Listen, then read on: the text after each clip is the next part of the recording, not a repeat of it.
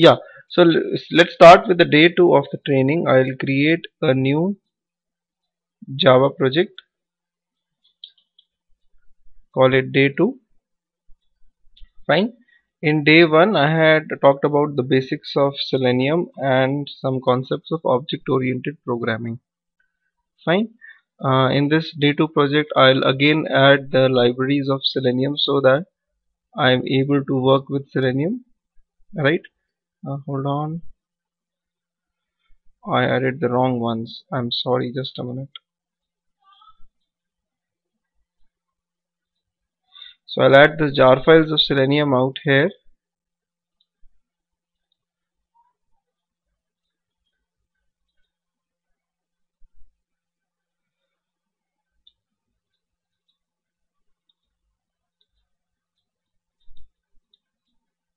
Hold on, just be with me. Now, yesterday we saw these classes like various drivers like Firefox, Chrome, Internet Explorer, HTML Unit. Fine. Now the question arises that whether all these driver classes and all everything will they have the same or different properties.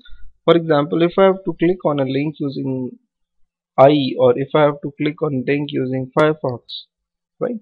Will it be the same way or will it be the different way? Well, the answer to this lies in the concept of interfaces, right? The answer to this question lies in the concept of interfaces. In the source folder, I'll create a new class or a new interface, right?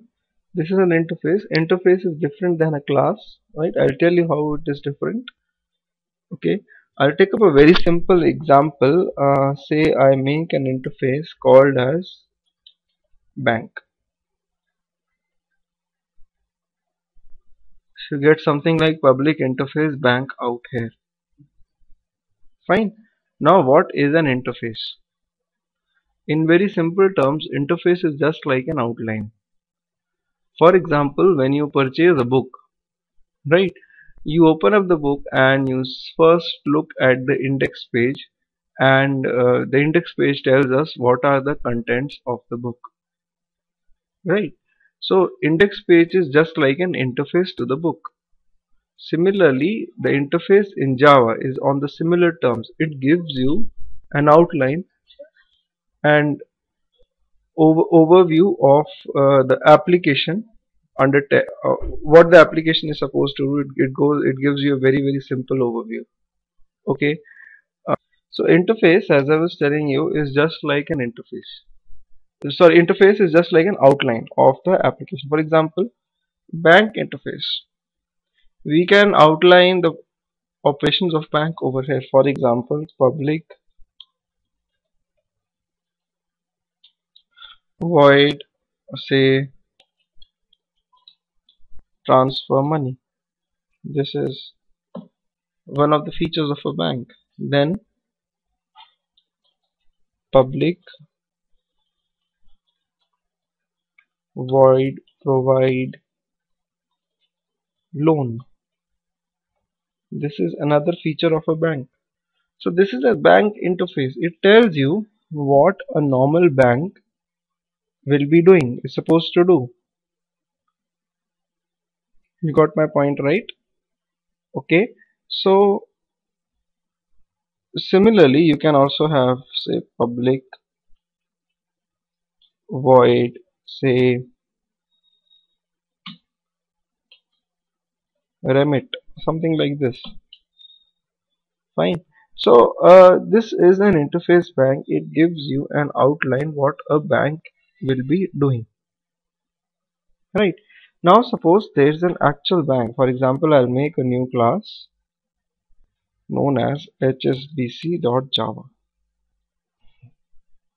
HSBC is a class, right? And what it will do is that it will write over here HSBC implements bank. Fine. When you write any class, implements an interface. For example, HSBC class implements the bank interface. Right? When you write in this, then it becomes mandatory for this class to implement all the functions and features of this interface. Okay, so when you move a mouse over this HSBC class, you can select add unimplemented methods over here, and the unimplemented methods will be added. Alright, and hold on, you will see that three methods, transfer money, provide loan, and remit, will be added. These will be coming from the bank interface, and your HSBC class will have to provide the bodies to each and every of these functions. So if a class is implementing an interface, it has to implement all the functions of the interface. I just cannot omit any one of them and say that fine, I'll implement any two of them. You'll get an error immediately. Okay, right? At the rate override. This is known as an annotation. This, it's not necessary, you can remove it as well. But this basically tells us that the function is coming from the interface. Okay, now I'll write over here, hold on. HSBC transferring money. Similarly, HSBC providing loan. Right? Then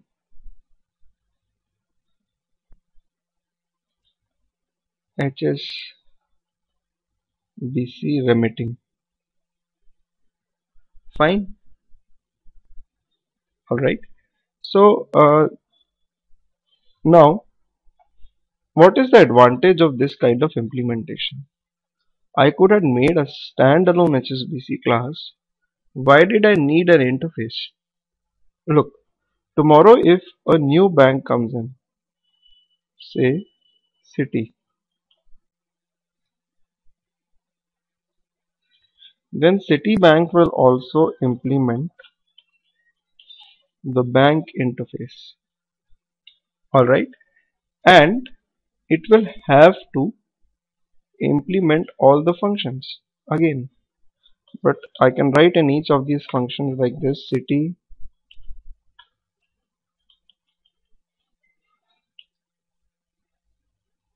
transferring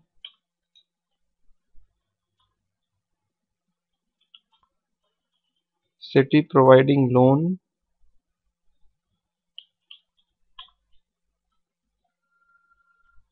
Citi remitting. Right?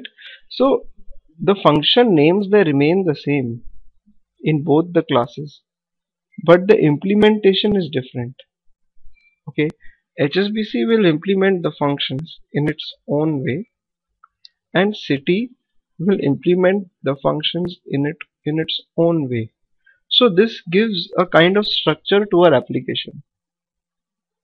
If tomorrow n number of new banks come in, we know that all the banks will have same set of functions in them.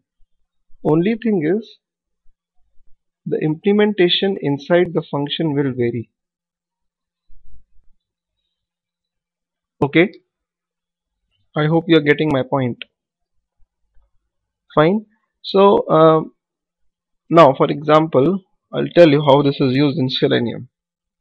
Okay, if you go to the Selenium website, that is seleniumhq.org,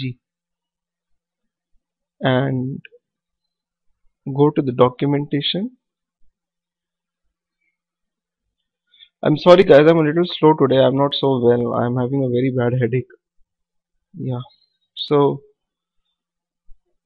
in the documentation, you see that these are all the classes.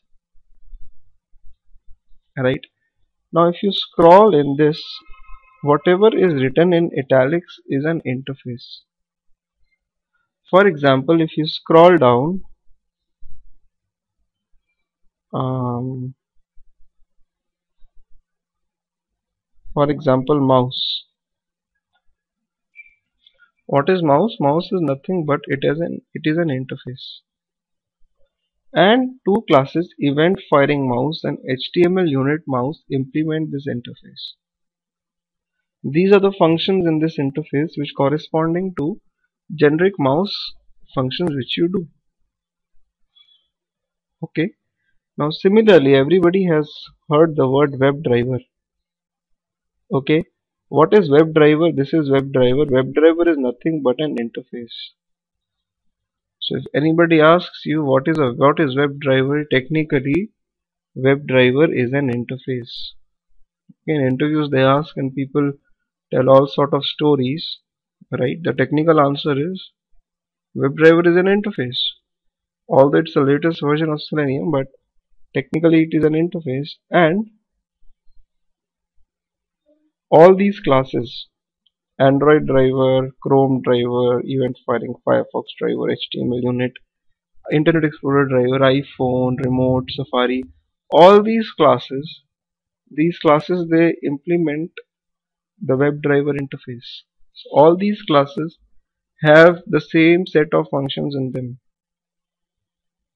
Okay, if tomorrow a new class comes in, a new browser comes in, and you have a new driver for that browser will also have the same set of functions defined by the WebDriver interface. For example, the function find element, it finds an element like a button or a link or anything on the page. Get function gets you to a URL. That's why yesterday when we made the code, the get function was there with Chrome as well as Internet, Firefox, Chrome, Internet, HTML unit. Every driver had the get function. Why? Because the get function is defined by the WebDriver interface, and these drivers are drivers like Firefox and all. They implement the WebDriver interface. So all of them have a common set of functions. Is it clear? Any doubt from anybody?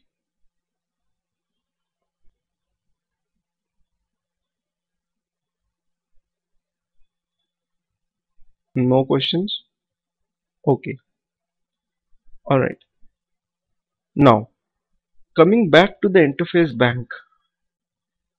Fine. Now, one thing is clear that all these driver classes will have the same set of functions. Okay. Fine.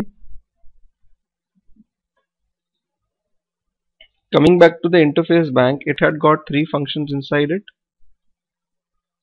right? And Citibank and HSBC Bank were implementing the functions. Okay, now suppose HSBC Bank says that fine, apart from these three standard functions which come from an interface, I also want to provide additional feature to my customers. Like for example, it provides a public void international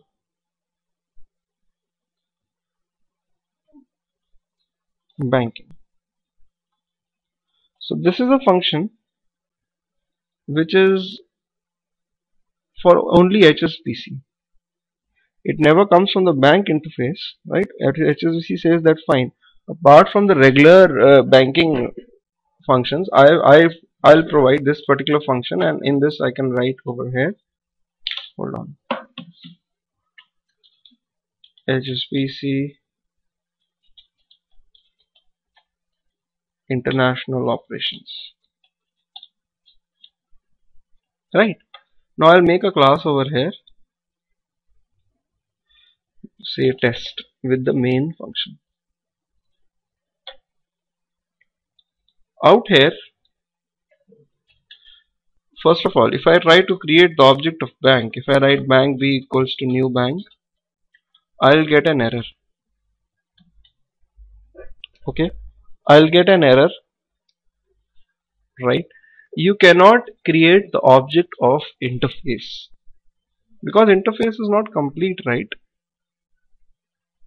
Okay, so you can never create an object of an interface. Don't try to do that.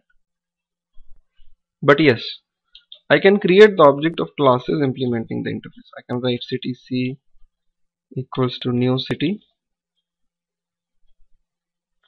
I can write hsbch equals to new hsbc.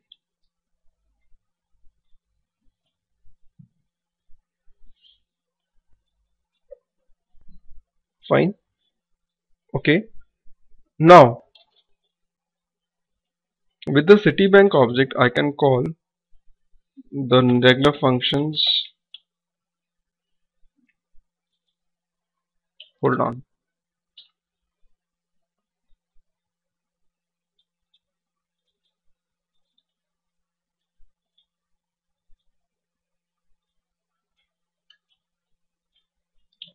Fine.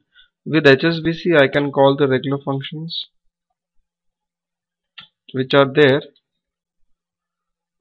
from the bank interface. Just be with me. Apart from this, like if I run this, it will print me the desired output, that is city transferring city, remitting city, providing loan, and HSBC transferring, HSBC remitting, and HSBC providing loan. Now with HSBC I can also do that, HSBC dot international banking, which is not there in Citibank, but this is a local function for HSBC, which never comes from the bank interface. Okay, now listen to this carefully. Okay, I can also create the object like this, that is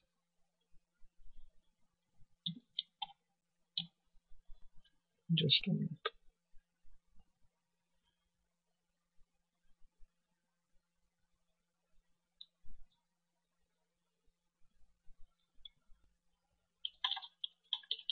Just a minute. Mm.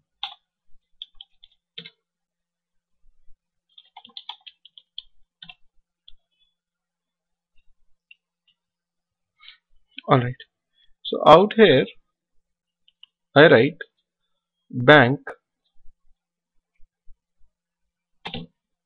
B equals to new HSBC. Now this is a little different way.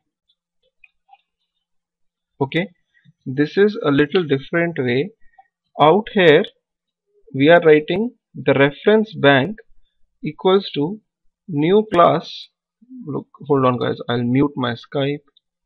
There's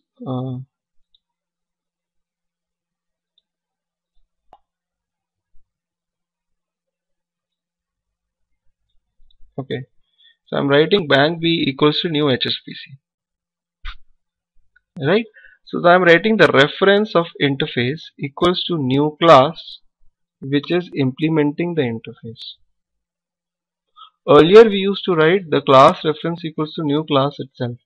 Out here I'm taking the reference of the interface and equating it to the object of the class which implements the interface. This is different than this. How come? With this I can only access functions coming from interface. Okay, you can write b dot remit, b dot transfer money,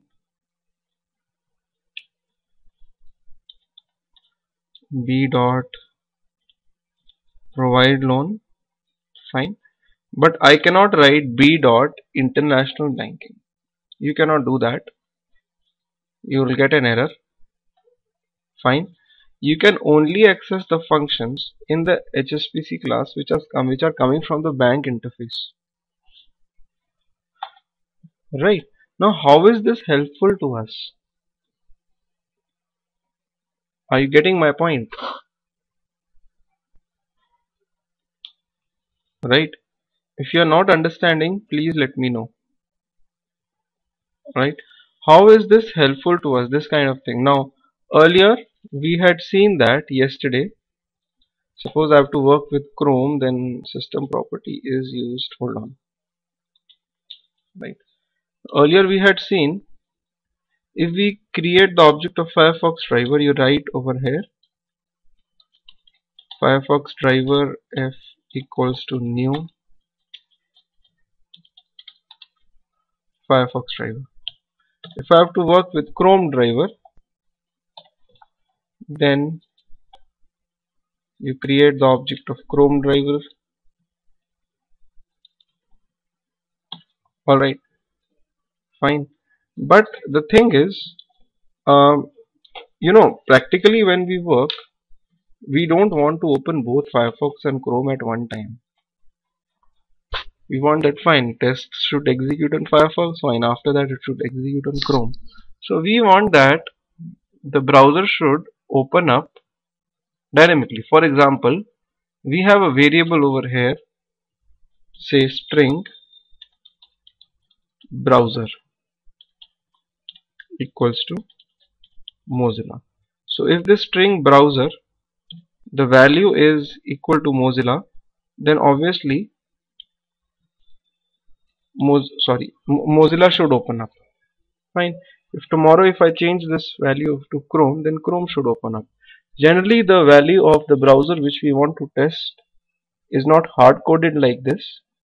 It is read from an Excel file or a properties file, whatever it is, right? Right now I'm just putting it like this, but later on we'll be putting it into an Excel file or any other file. Alright, hold on. Yeah. Okay. So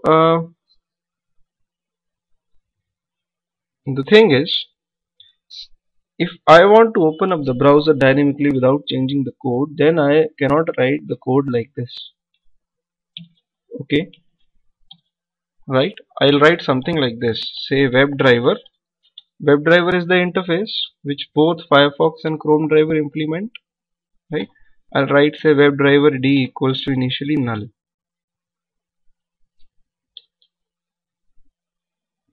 Fine. It is something like writing, hold on, I'll tell you, bank b1 equals to null, and then you can equate b1 to new HSBC or even b1 to new city at your will.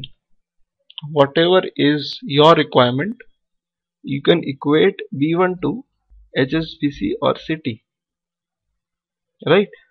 I am doing the same thing which I have done over here, but I have done it in two different lines. Right, so I've equated WebDriver to null.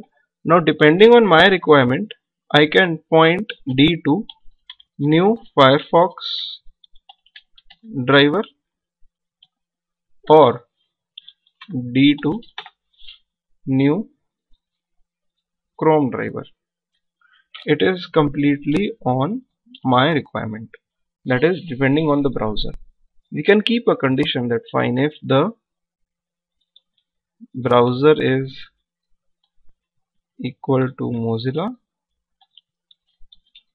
then equate D to new Firefox driver, else if browser is equal to Chrome,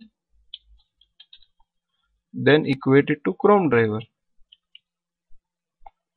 Are you comfortable with this concept, or should I repeat or tell you again?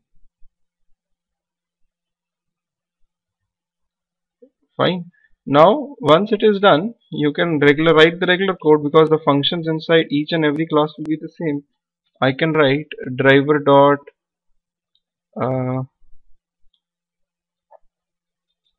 get http gmail.com, right? And I can do all those, whatever functions I get, D dot will be present in both Firefox as well as Chrome, because they implement the WebDriver interface, right? I hope you got this point. Fine. So this way, hold on. Does Firefox and Chrome? Yes, they do, but the difference is not so big. It's hardly one or two extra functions. That's it. It's not so big. Yeah, somebody was asking a question.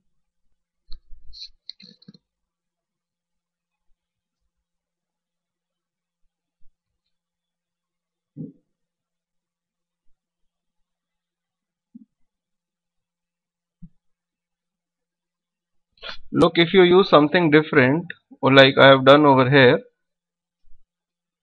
right? If I don't write this code, think practically. I only want to work on Mozilla. I don't want to work on Chrome. How will you work?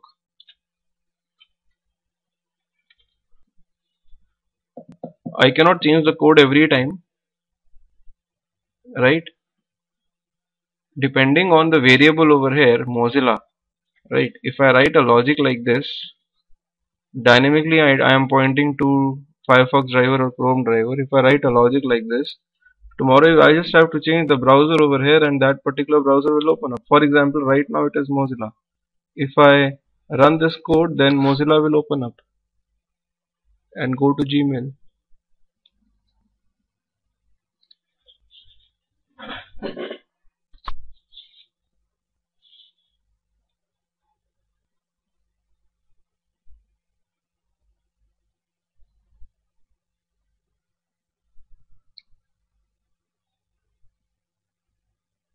No, there is no memory concept like that. It's not like that. Okay. So tomorrow, like this line is important. You will not hardcode the value of the browser over here. You will keep it somewhere in a file, like a properties file, or you'll keep it in a text file or an Excel file, and from there you'll read the browser which you want to use, and that particular browser will open up. Okay. So this is about the interface. This is how we use the interfaces. Okay.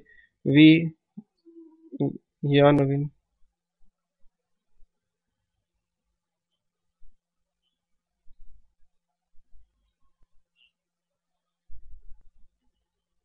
Yeah.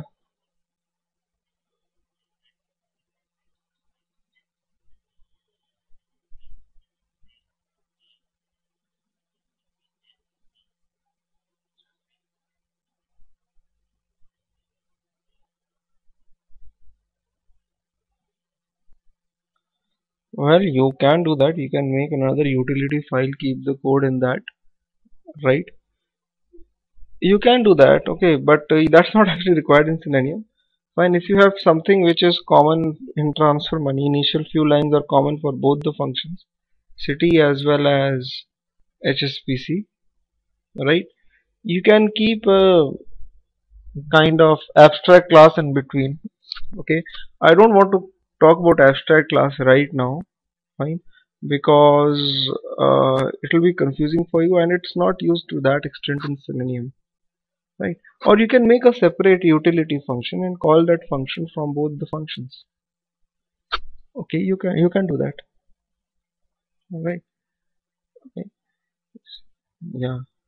Now, anybody with any other question?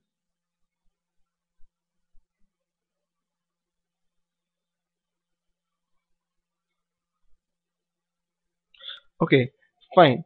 Now, this is test.java, and out here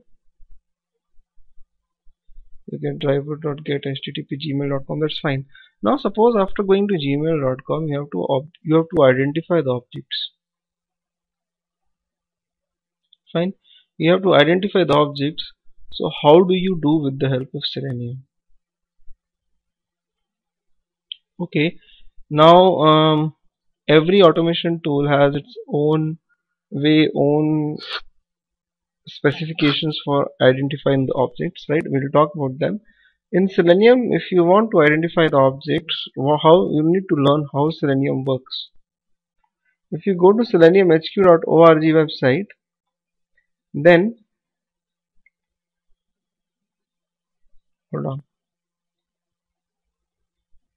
The first line is Selenium automates browsers. Okay, right? If you know how does it go and automate these browsers and all everything, fine. You just have to right click on the page and go to the page source. You'll get the answer. Selenium works on the page source. Page source is nothing but HTML language. Fine. It's got tags like HTML is a tag, head is a tag, whatever is in the reddish maroon color, right? They are known as tags. Okay, and every tag has a set of attributes. For example, here is the tag. Input is a tag. Fine. Name, type, and value are the attributes associated with the input tag. Hold on, somebody's pinging me. My Skype is really acting weird. Yes, Ethan. Could not hear you. Are you guys able to hear me?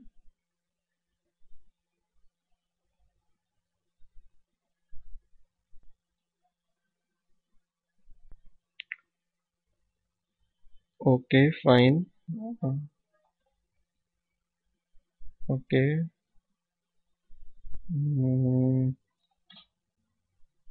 Not sure.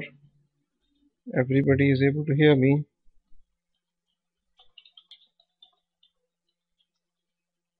Try rejoining. Okay. So as I was telling you, Selenium works on the page source. Fine, this is the page source. In the page source, you have got these tags. Each tag can have one, so can have none, 0 to any number of attributes. These are the attributes name, type, and value. Okay, so with the help of the tag names and the attributes associated with the tags, Selenium goes and it identifies the objects. Fine. To understand this in a little more depth, you know what? You install an add-on on your Mozilla known as Firebug. You just have to go to Google and type in Mozilla. I'll talk about Chrome and IE as well. I'm just talking about Mozilla first because it's the easiest way on Mozilla. You type over here Firebug.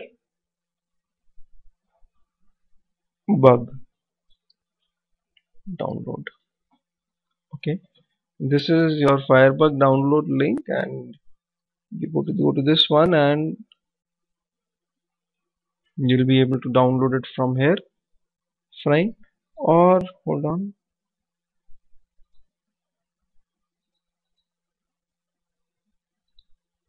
Just hold on. Addons.mozilla.com. Yeah, this is also good.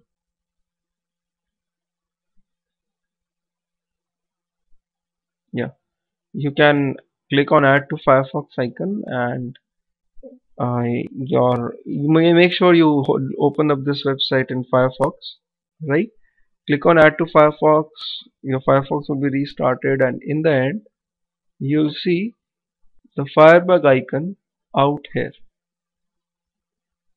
Okay, when you click on this, automatically you get a window at the bottom like this, which has got an arrow sign out here. This is the arrow sign. You click on the arrow sign. Now you move your mouse over the sections of the page. It will keep on highlighting the page, and in the HTML section it will keep on giving the code of that particular area. It is similar, not exactly same, but it is similar to object spy in Qtp. Okay, for example, I go and place my mouse over the search field, so it will give you the HTML code for this search field. This search field is nothing but something with input tag having ID, class, type, placeholder. These are the tags. Okay, so using the tags and sorry, these are the attributes, right? And this is the tag name input. Fine. So with this Firebug you can easily identify the objects and all everything. Okay. In case of Chrome, fine. If I open up Chrome and hold on. Yeah, Firebug is only for Firefox. It is not for any other browser. Fine. In Chrome, everything is inbuilt. You just have to, for example, if I have to investigate this particular link, say link of say Sachin Tandulkar, this is he's a person. Like if I right click on this, you'll get the option inspect element. Fine. You click on this option inspect element, you'll get this page, and this will have the element highlighted. Okay. So in Chrome, you just have to right click, select inspect element, and that particular element will be highlighted. This is known as Chrome inspector. Okay. If you hit